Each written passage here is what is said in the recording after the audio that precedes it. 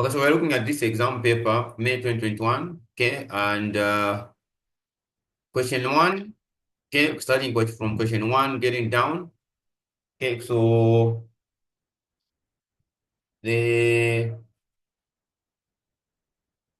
question reads, discuss the three main types of exchange rate quotations found in the foreign exchange markets, okay? So that is the first one, question one of that exam. And of course, number B, assume the Zambian kwacha is worth 1.15 South African rands and the Nigerian naira is worth the 0.6 South African rands. What's the value of the Zambian kwacha in Nigerian naira? Okay, so under this one, we actually look at the exchange rates is the price of the domestic currency denominated in the foreign currency. When you're looking at this one, we look at on the exchange rates, okay? So under exchange rates, we look at the price of domestic, okay? So domestic currency denominated in foreign currency. Okay, so this is what we are going to get down to. Okay, so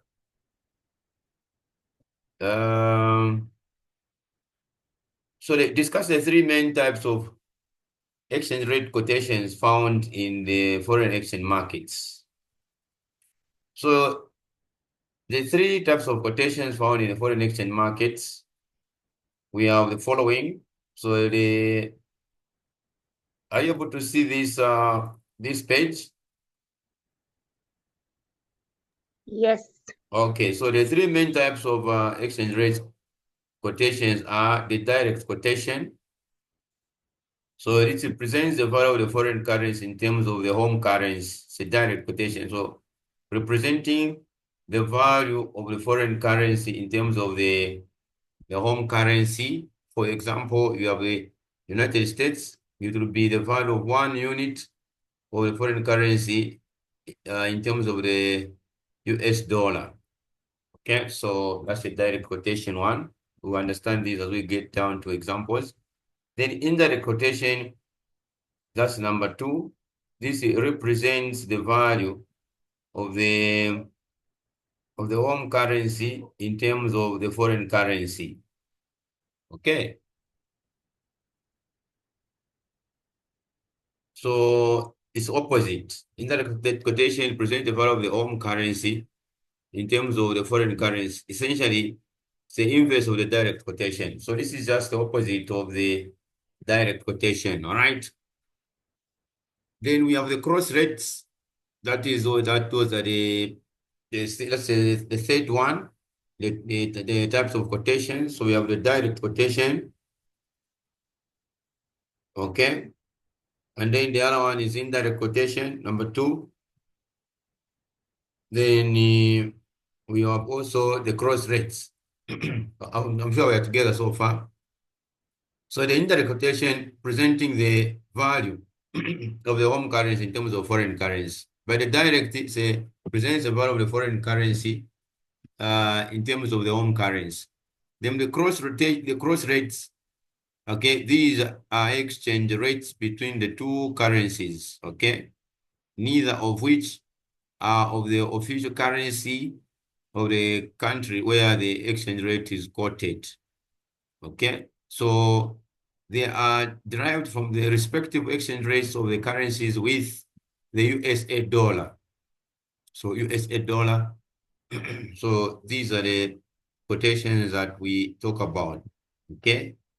So neither of which are of the official currency of the country where the exchange rate is quoted. You understand this one as we look at an example. Okay. So we can get down now to question B of this paper. So question B of this, is it clear so far on question 1 for the theories of the exchange rate quotations? Yes, it is. Okay, so these are the ones. So you can go for this one, the second one. These are theories that you need to understand. Then let's go to the, But yeah. is this enough for 15 marks? Yes, because the examiner wouldn't want you to, these are the main points that the examiner needed, that's all. Okay, so just explaining this part here, is you get your 5 marks. This other one, we get the 5 marks. These are the main points. It's not about you writing all the pages.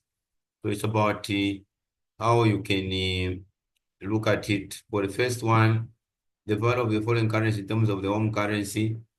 Okay, so you can give an example of the exchange rate as at now between the Zambian kwacha and the USA dollar.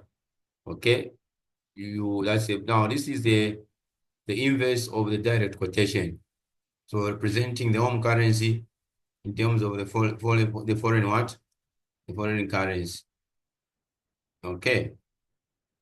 So this is what we have. Now let's get down to part B of the question here.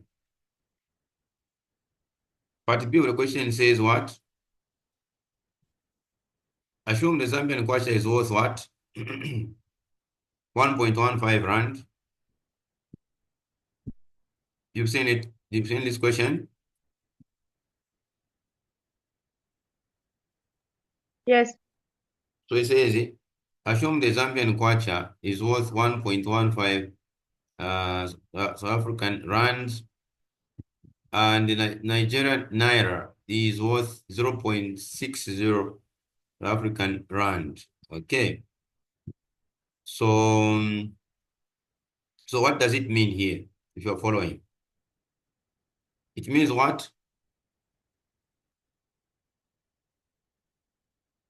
This is a cross currency quotation.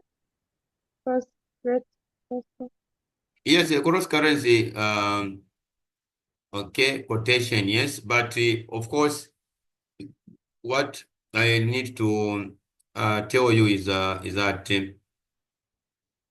for so here the exchange rate between Zambia and South Africa is what?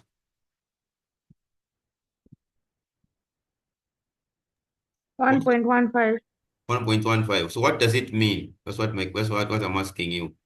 So What's that you're asking? one kwacha is equal to what? To 1.15 rands. That's what it is. That's what it means. So it means that one kwacha is equal to, so that's why for part B, it means one kwacha is equal to 1.15 rands, not so? Then the other one, let's go to the other one. And then the other one says what? The other one is what? 1 naira. 1 naira is 1 equal naira. to, 1 naira is equal 0.6. to, 1 naira is equal to, yes, yes. So the other one, it says 1 naira is equal to, so 1 naira is equal to what? 0.6 2.6 what? Rand. rands. Okay, so meaning, so in short here, which currency is more powerful between the three countries? This is for Zambia, this is for South Africa, and this is for Nigeria. So meaning in this case, our currency is better, not so as at now, as it is. Because one kwacha is equal to 1.8. Which Yes. which currency is better here? 1 naira is equal to 0.6 rands, eh? Then one kwacha is equal to 1.15 rands. Yes. Okay. So now the question says, okay, so what is the question now asking us? The question is saying, what is the value of the Zambian kwacha in Nigeria? That is the Nigerian naira. What's the value of the Zambian kwacha in Nigerian naira? Okay. So do you know what it means?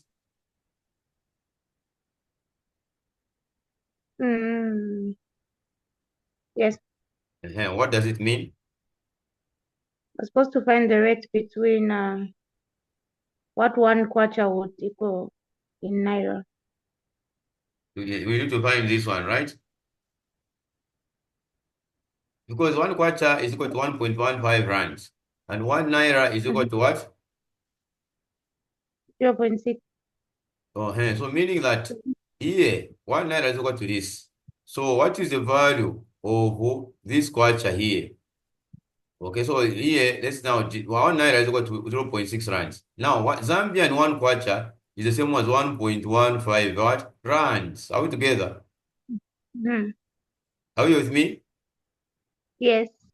So what I'm saying is 1 naira is equal to 0.6 rands. Okay? Mm-hmm. Then, how many naira are equal to 1.15 rands? Because this is equivalent to 1 kwacha in Zambia, not so? Mm-hmm. Are you getting me? I can understand you. Yes. 1 kwacha in Zambia is equal to 1.15 what? 1.15 rands, right? Mm-hmm. And 1 naira is equal to 0.6 rands. So, at 1.15 rands, the same one as the 1 kwacha in Zambia, not so? This one. Mm-hmm. So you Yes. cross multiply now. So it will be 0.6x is equal to 1.15 over 0.6 over 0.6. Do you understand the rationale behind here now? Yes. So it will be 1.15 divided by 0.6. It's giving us 1.92. 1.92 naira. So 1.9. 1 kwacha is equal to. So meaning that 1 kwacha is equal to 1.92 naira. Are we together? Yes. So that's what it means here. Is that clear? Mm-hmm. Okay. Thank you very much if you are following. So this is what we are getting down to, where we are simply saying now that to find the value of the Zambian kwacha in Nigerian naira, you need to first convert both South African rand and then perform the calculation. So 1 Zambian kwacha is 1.15, naira is 1.6. So here we are just saying division of these. So the answer is 1. Okay. So it says what is the value? Question was saying what? What's the value of Zambian kwacha in Nigerian naira? So it's 1.2. Okay. Have you understood so far? Yeah, I have. So it is the So there's a relationship when the currency is stronger. So this is what we are talking about here. So if you are why you are doing this course is that if you are an arbitrator is somebody who is good at speculation. So if you have a dollar, you have a dollar currency, you can hold on to a $1,000 that you have or a $2,000 that you have, okay, anticipating that the kwacha will depreciate more so that as you do the exchange rate, you can have more. Mm-mm. Are you Oh, getting me? sorry. Yes, I can hear you. Yes, so an arbitrator is somebody who is good at speculation or the speculation. When you have $5,000, okay, you can hold on to that currency. Until the kwacha depreciates further. That's when you can exchange so that you can have more kwacha. Okay, that's an arbitrator. That's what arbitrators do. Okay, are we together? Yes. Okay, now so let's move on since we have understood here. So here, first we had one kwacha is equal to 1.15 rands. 1 naira is 0.6. So meaning this is 1 naira equal to that. So x is equal to 1.15. This is the kwacha, 1 kwacha in Zambia. Now in naira we can convert. Okay, we found 1.92. I'm sure you have understood. Is that okay?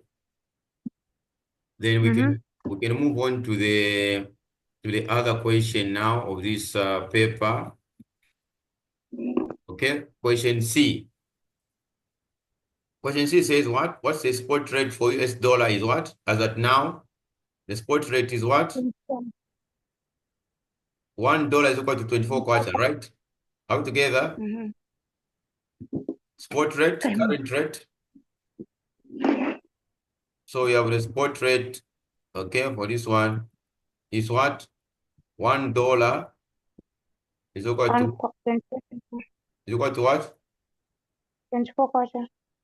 24 kwacha, yes.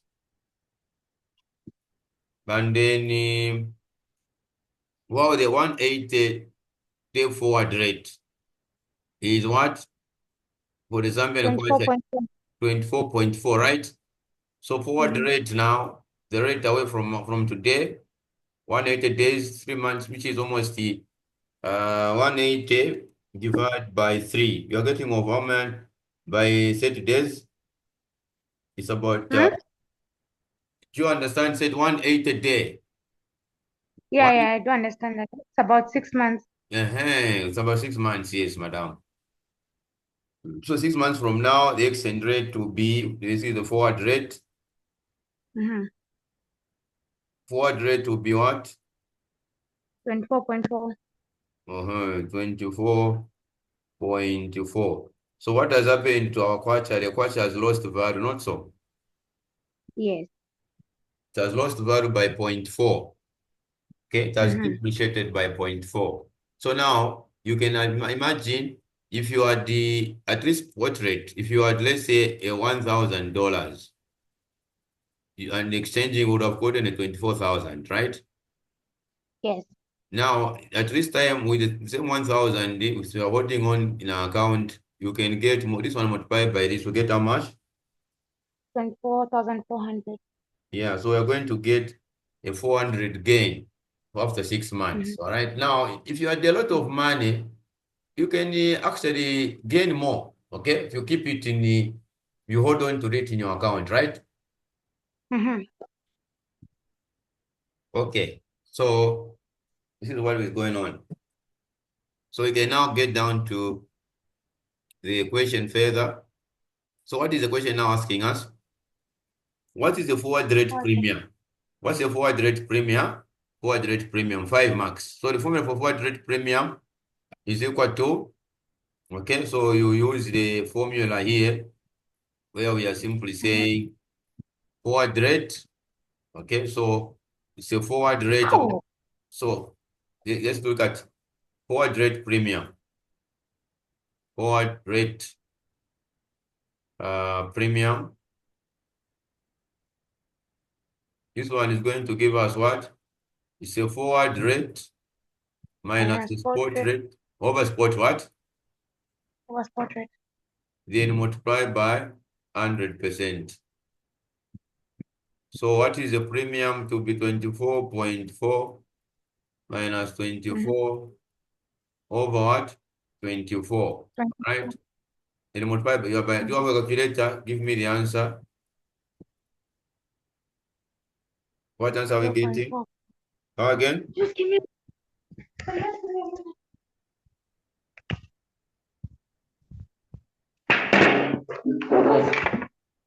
0.4. 1.667. 1.67. 1.667, right? Percent. Okay, so you are right. That is the amount for the forward rate premium. All right. 1.67. I'm sure it's clear, not so? Yes. So this answer is the first question, question 1. Okay, so on time, research a little bit more on the direct quotation as much as I've explained. Indirect quotation, the cross rates are the ones that we are example are from doing for the Zambian, Nigerian, and South African rand. You get my point, right? Yeah. So if we looked at the cross rates, first we had to use the other rate for us to get the rate in Zambian. So this was a cross rate.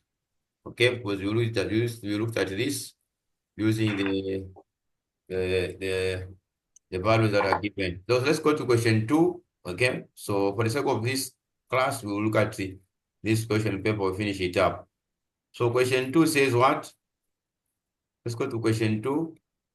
We are here on question 2, and here in this paper we had only there are 5 questions. So with question 1 we have answered. Let's look at the uh, question 2 of this paper. It says multinational companies, international portfolio diversification are known to offer more opportunities than a domestic portfolio. Okay, you know what a portfolio is? Yes. What is it? It's a group of different assets that what I do invested. It's just a simple term, it's a collection of securities. Collection of what? Securities. Security. And the risk is spread away. And the risk of securities are spread away. And portfolio is good for risk what? Diversification, okay? Portfolio is good for risk diversification.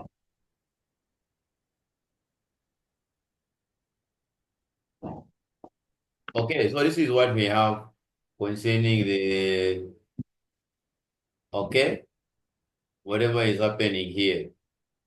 Okay.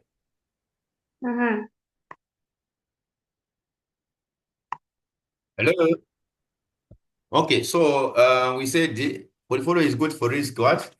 It is good for risky diversification, right? You are there? I'm here.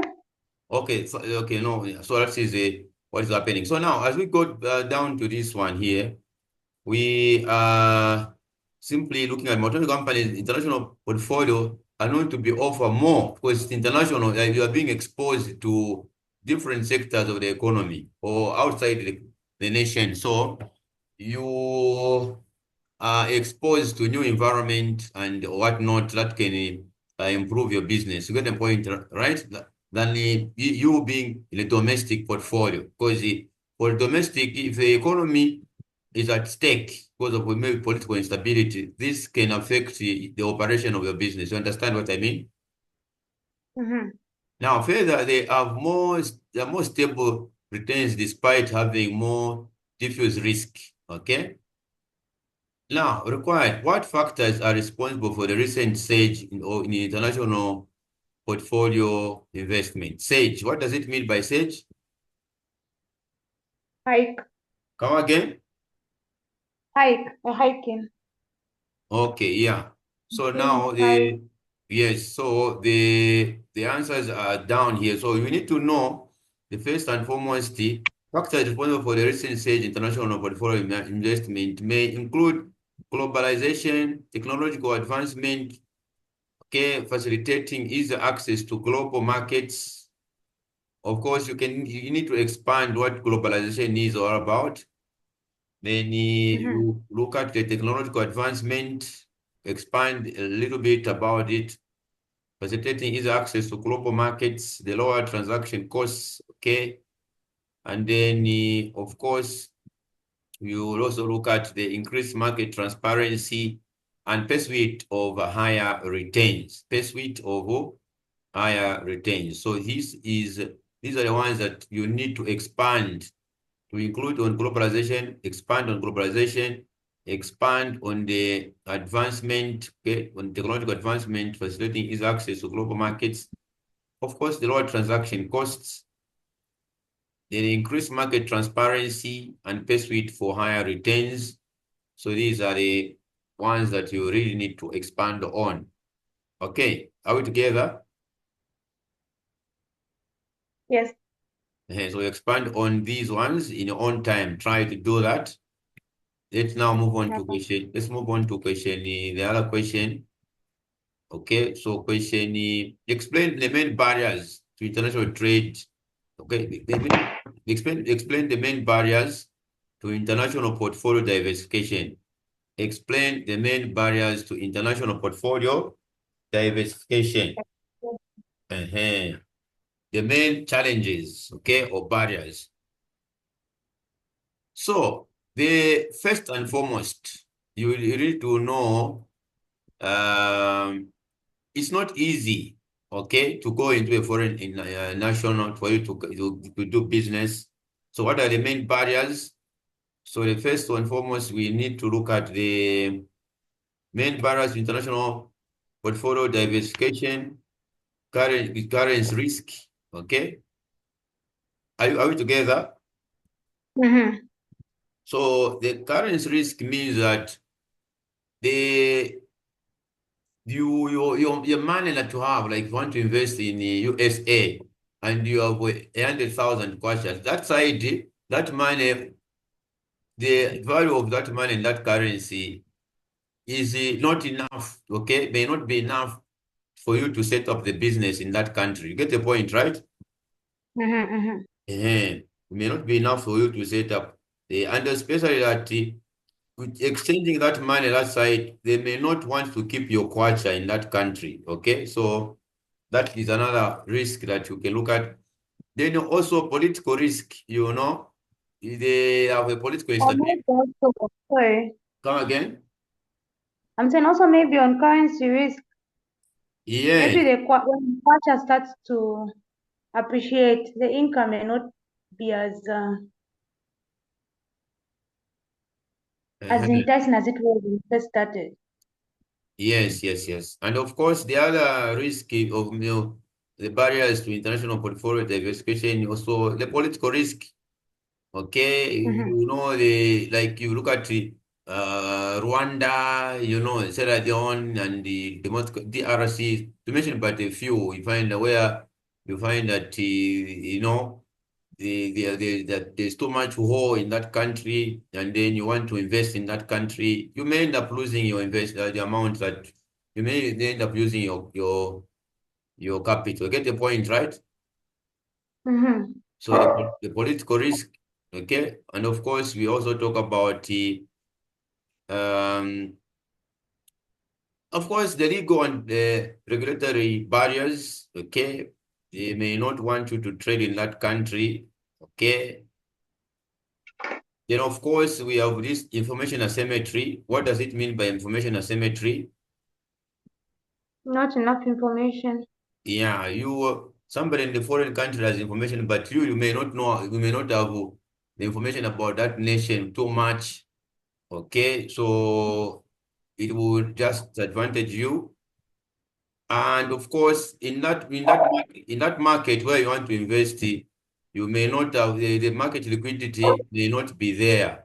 Okay, you may not have the market may not be liquid, meaning that a non-liquid market is a market where there is no cash flow. There's no cash. It's very difficult for you to acquire the cash. All right. So that is how you look at the market liquidity. It is difficult for you to acquire the cash. Of course, also the other barrier will be cultural differences. Okay. And the cost of the transaction costs that will be involved in doing business. Okay. As you're looking at the international portfolio diversification, as much as you may want to invest abroad in a different nation. So we have these that we can expand on when looking at the barriers that go to international portfolio diversification. All right.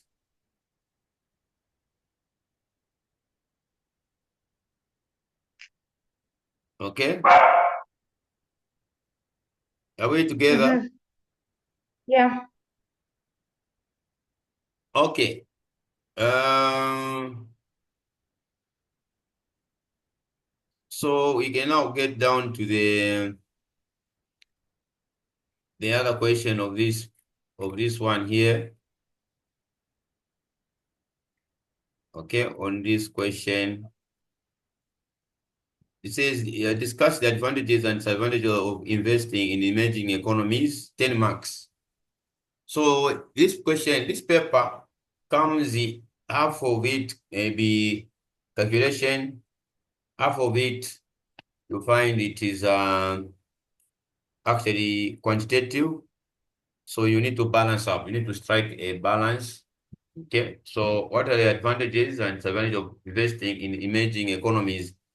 The economy that is rising up. What are the merits and demerits? Okay.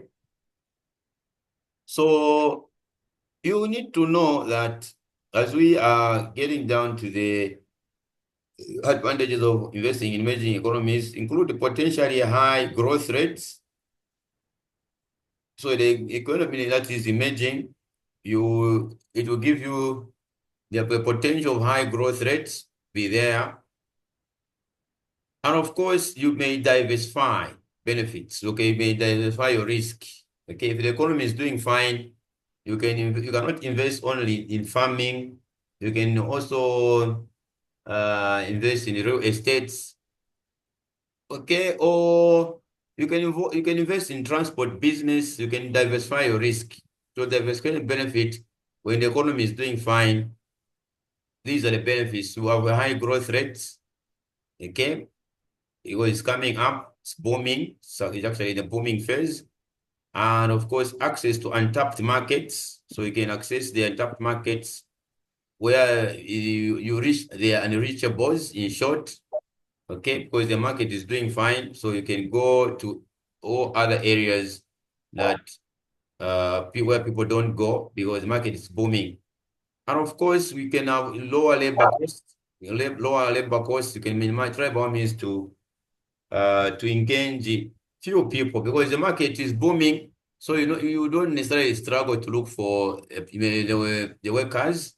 You can even do business alone. You can set up your business anywhere, and the people will know about your product. So those are the benefits of investing in emerging economy. Now, the advantage will be higher volatility. You know what it means by volatility? What is volatility? Higher volatility. Sensitivity. Higher volatility means higher risk because as much as you need to higher return, you should also expect higher risk. So when you are an investor, if you are a risk taker, okay? So risk taker means you have the higher return will actually give you should also result into higher risk. Okay, so higher risk of the security. So this is what happens. So a volatility simply means risk appetite. So higher volatility means a higher risk measure. Okay. So political and economic instability, that's in emerging economies. So political and economic instability. If the economy is unstable, of course the market is emerging, but if they politically are not stable, it will be that's a risk of making an investment in such economies. Okay, and the currency risk means the currency at any possible time can fluctuate. Okay, so when you talk about a fluctuation in currency, it will just change suddenly. So when you talk about currency fluctuations, okay, so meaning that currency can change at any time. So that is a currency risk. Okay. So you may find it's $1 is equal to 25 kwacha. At any possible time, you find that $1 is equal to 30 kwacha or 28 kwacha, an example. So you may end up losing, okay, your kwacha. Okay, that is on the currency risk. that will actually be there. So we are talking about currency risk and less dropped regulatory frameworks.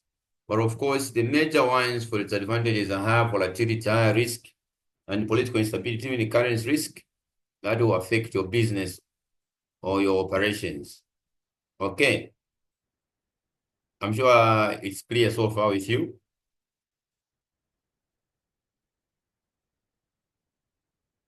Are we together?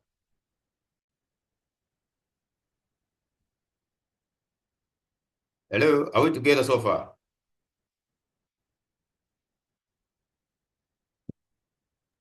Yes. Okay, now let's move on to the other question.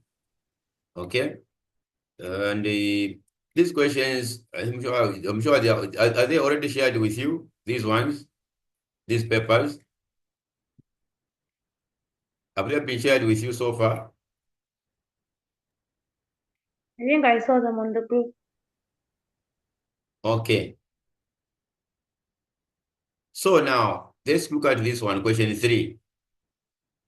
In any international trade transaction, okay, either the supplier, who is an exporter, and the buyer, you are in Zambia, and the supplier is okay, is maybe in Malawi, okay?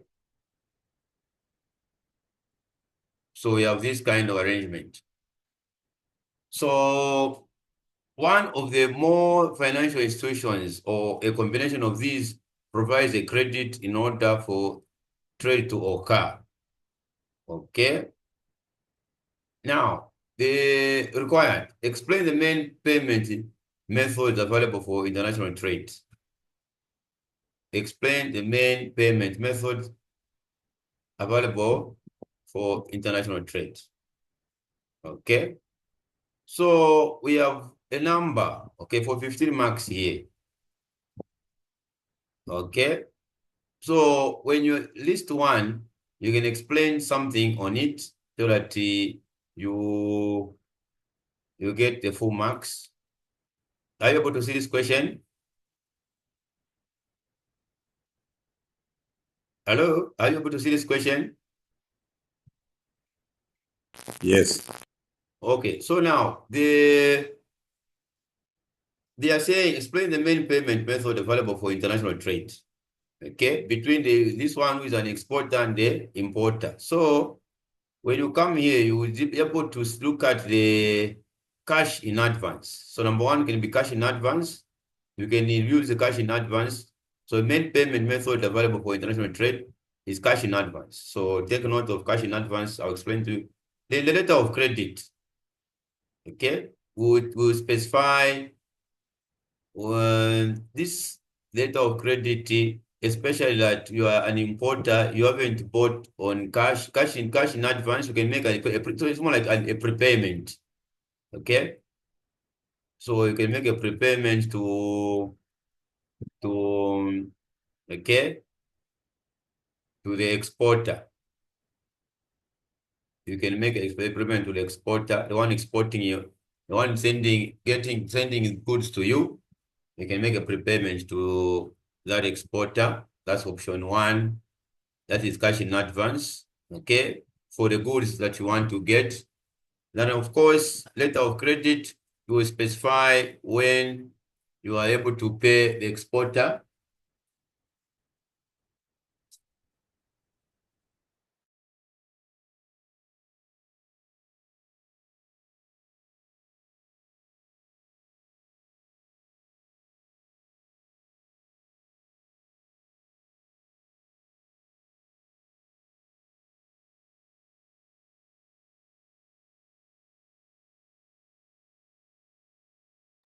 Okay, so so letter of credit, we have the documentation, documentary collections, the open an account, and then also, of course, the consignment. So these ones, you these are the ones. So meaning that for each of these ones, you get your 3 marks, 3 marks. So even these 3 marks, Open account, 3 marks. Consignment, 3 marks. What it means. So please take note of these ones. So I'm urging you to research more on the letter of credit, on documentary collections, open account. Okay, we can open an account for someone, make a payment. Okay, we use an account that we need to make a payment to the exporter and all that. Okay, so these are the 3 marks. These are the method of payments available for international trade. Okay, so you need to research more on that one. But these are the ones that you need to go for. Now, the other question here says, why is capital budgeting important? Okay, so this other question says, okay, why is capital budgeting analysis so important to the firm? 10 marks, capital budgeting. What is capital budgeting? You did that for those who did corporate finance or other, you know, when you look at capital budgeting, why is it important? This capital budgeting is also called investment appraisal technique. Okay, investment appraisal technique. So it's good for project evaluation. Good for what? Project evaluation. And of course, under this one, there are a lot of methods we use. So methods used, okay? So methods used for project evaluation. We have a number of them, okay? You can have the payback period. So we have payback period. We have the net present value method. Of course, we have the internal rate of return method. Okay, we have the PI, which is profitability index method. And then we have accounting rate of return method. So you explain on each of these ones, 1, 2, 3, 4, 5. So you can have a 2 marks here, 2 marks here, 2 marks here, 2 marks here, 2 marks here. Are we together so far?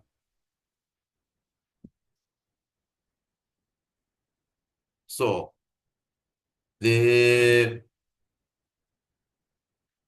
on this one, okay, we are now getting down where it says it.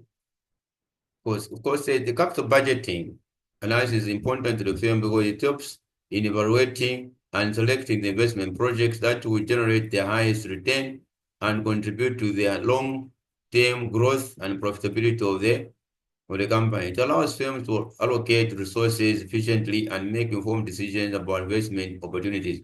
So now, this was too brief, okay?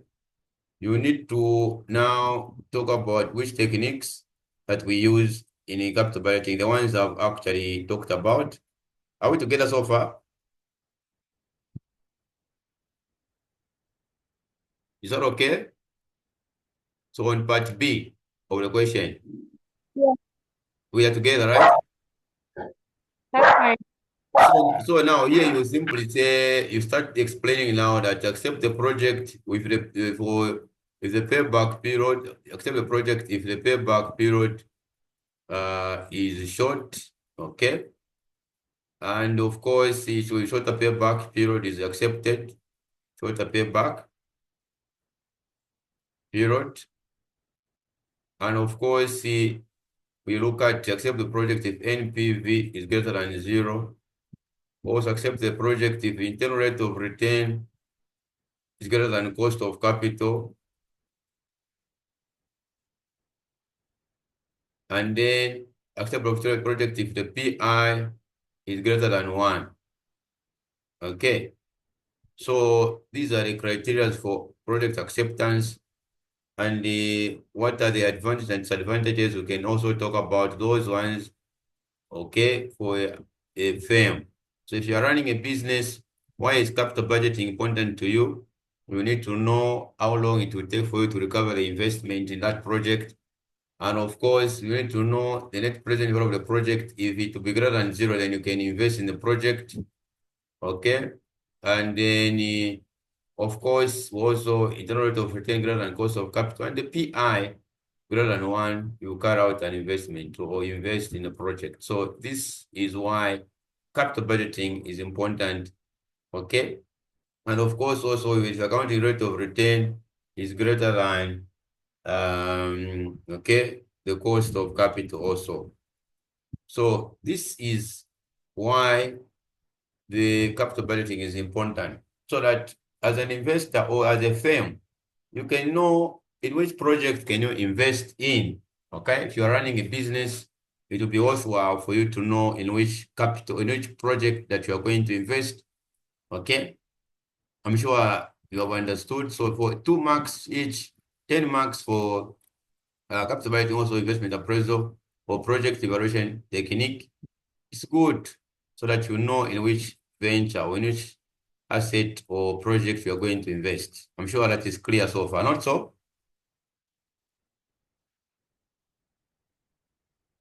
Are we together? Okay. Yes. All right then. So, okay. So let's move on to, as we can end on question 4, because or we can do, let's do a calculating question. Question 4, there are theories, solutions that we give you. Let me do question 5 for you, because I'm rushing to the other class because the time allocation was too little. That's why. Okay, so let's go to question 5. Okay, question 5 of this paper. Let's do question 5 of this same paper. Question 5 says, Lake Malawi fisheries. I don't know if you're able to see this question 5. Lake That's Malawi, it. Lake Malawi fisheries, Malawi affiliate of Zambia Kariba fisheries. Affiliate. Okay, you know what it means by an affiliate? Okay, do you know what it means by an affiliate?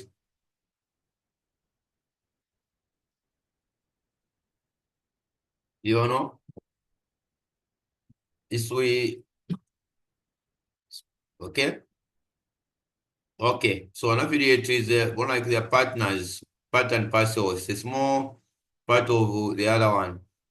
So like Malawi Fisheries Limited, the Malawi affiliate of Zambian Kariba Fisheries PLC at the following statement of financial position.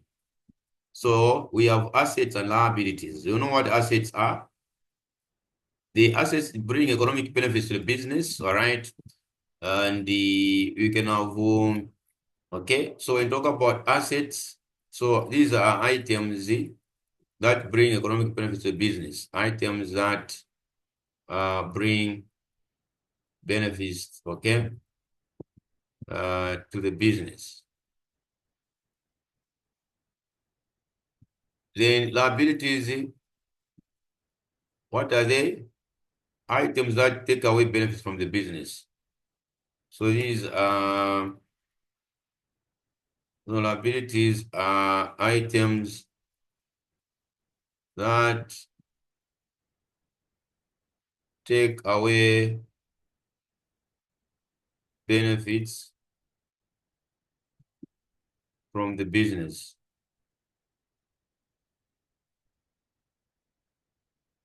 So these are liabilities and these are assets. Okay. Now, the thing to note here is that we have non-current assets of that amount, inventory of that amount, those are assets, receivables, cash and bank balance. Are we together? Are people with me? Yes. Okay. Then the share capital of 324,000, the debentures and current liabilities. Okay. So this is the liabilities and the equity. Those are supposed to be liabilities and equity. Okay. Because we have total assets.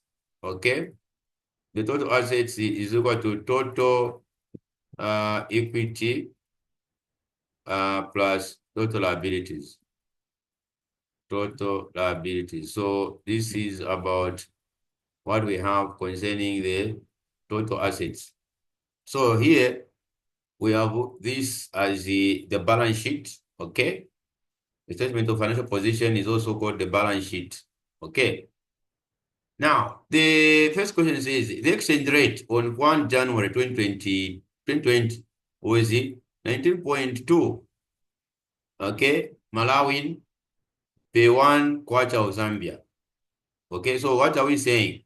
1 Zambian kwacha is equal to how much Malawian? So we are going to have 1 kwacha is equal to how much? Malawian, we are talking about what? 1.92 MWK. Okay. It is giving us 19.2. Okay, 19.2. 19.2. Okay. So 19.2 W like that. This is a January 2020. Are we able to see my whiteboard? So you have that one. Then what happened later? We are on 31st December 2020. 31st December 2020, it was 28 point what? 28.8 per 1. Okay, I'm sure you see what's happening. Per 1 kwacha was 28.8. Are we together so far? Is that okay?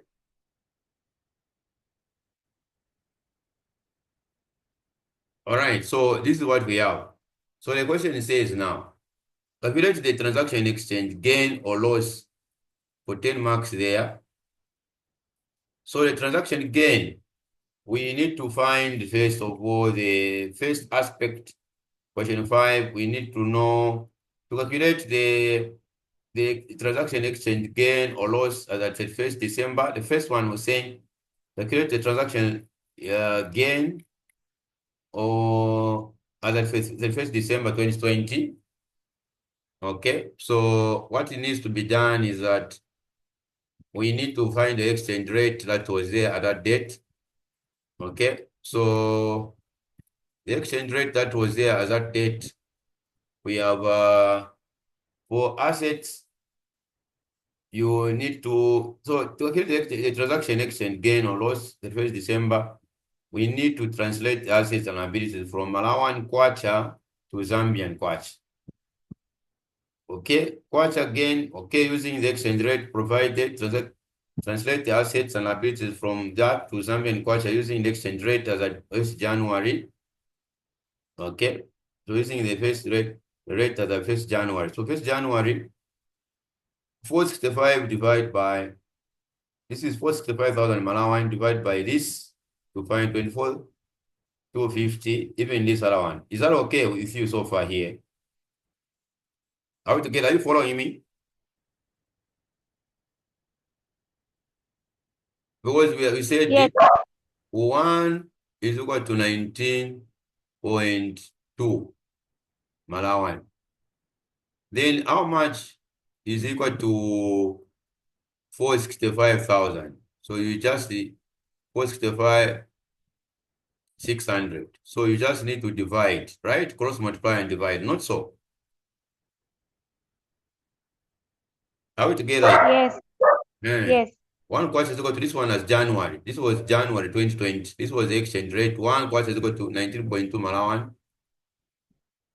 Okay, when find, so it is 24,250. Then here it was 1, which is equal to 28.8 Malawian. So our X is equal to 465. So 465, 600. So we got what? The 16. So our X here was what? 16,188.67. Okay, this was the Zambian value. Okay, at the 31st December. Okay, 2020. All right. So now calculating the transaction gain or loss, we're going to end the transaction balance minus the beginning. So it is 166.67 minus 24,250, which gave us this amount. So the transaction exchange loss on 31st December was this. This was a loss of 8,083.33. Are we together so far? Come again on the first one. On the second one, sorry. On the first one was one quarter is equal to 19.2 Malawan, right? Is that okay with you? Yes, 1 quarter is equal to 19.2 Malawan. Then our x here now, converting this into how much kwacha was equivalent to. This was the book balance for the either assets or liabilities from the from the statement of financial position here, 465,000. These were assets were in MWK. Even this one was in MWK. Is that okay? Yes. So we found the amount as it gave us 24,250 Zambian kwacha. 24,250 Zambian kwacha. Is that okay? Yes. Which is this one here. So it was 24,250 Zambian kwacha. Now at the 1st December, we had 1 quarter Zambian kwacha as exchange rate was 28.8 Malawan. And then we found using the same book balance of the assets or the liabilities that are given, then we found the 16,188.67. Is that okay here? Which is this one? Yes. So these are the ones that we have. Now from here, the question was asking us to find what? To calculate the transaction exchange gain or loss for 10 marks. Calculate the transaction exchange gain or loss at 31st December 2020. So you subtract the end balance. So here the formula is the transaction gain, calculate the transaction gain or loss. You will simply say ending transacted balance minus the beginning translated balance, which is the 16,166.67 minus the 24 area calculated, and it gave us a negative of 8,083.33. Is that okay? Yes. So this now it says, so the transaction exchange loss as the 31st December 2020 is 8,083.32. This is the answer now that is supposed to be there. I don't know if you have understood. It's fine now. Okay, all right then. So we end here for now because of my time allocation. And other questions, we'll be able to do them in the other class that will be scheduled by Mr. Collins. I'm sure he will advise what time the other classes will be so that we can cover as much as we can for this course. Thank you. You're welcome. Thank you.